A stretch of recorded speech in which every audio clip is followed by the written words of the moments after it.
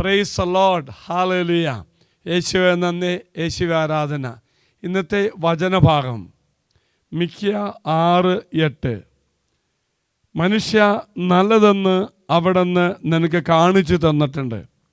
നീതി പ്രവർത്തിക്കുക, കരുണ കാണിക്കുക, നിന്റെ ദൈവത്തിൻ്റെ സന്നിധിയിൽ വിനീതനായി ചരിക്കുക. ഇതല്ലാതെ മറ്റെന്താണ് കർത്താവ് നിന്നും ആവശ്യപ്പെടുന്നത്?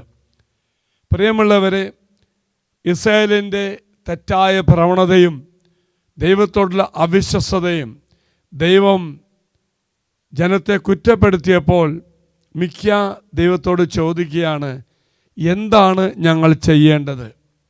മനുഷ്യൻ്റെ നന്ദിഹീനമായ പ്രവൃത്തിക്ക് ദൈവത്തിൽ നിന്നും അകന്നപ്പോൾ ഞങ്ങൾ എന്ത് ചെയ്യണമെന്ന് മിക്ക ദൈവത്തോട് ചോദിക്കുക. അപ്പോൾ ദൈവം പറയുന്ന 3 കാര്യമാണ് ദൈവത്തെ സ്വീകാര്യമായത്. അതിനു മുന്നേ മിക്ക പല കാര്യങ്ങൾ ചോദിക്കുന്നുണ്ട്.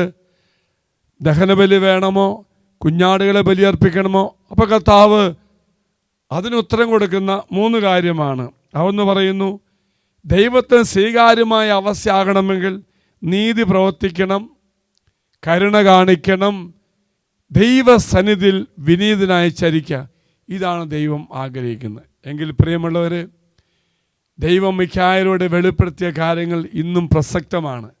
ദൈവത്തിന് സ്വീകാര്യമായ ജീവിതം നയിക്കണമെങ്കിൽ ഈ 3 കാര്യം ചെയ്തുകൊണ്ട് നാം ജീവിക്കുമ്പോൾ, അല്ലെങ്കിൽ ഈ 3 കാര്യം അനുസരിച്ച് ജീവിക്കാൻ ശ്രമിക്കുമ്പോൾ കർത്താവ് നമ്മെ അനുഗ്രഹിക്കും.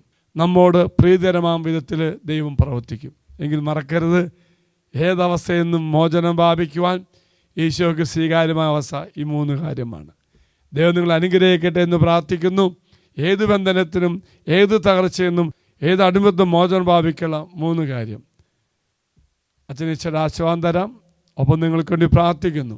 നമ്മുടെ കർത്താവായ ഈശോ മിശിഹായുടെ കൃപയും പിതാവായ ദൈവത്തിൻ്റെ സ്നേഹവും പരിശുദ്ധാത്മാവിൻ്റെ സഹവാസവും നാം എല്ലാവരോടും കൂടെ ഉണ്ടായിരിക്കട്ടെ, ഇപ്പോഴും എപ്പോഴും എന്നേക്കും. ആമേൻ.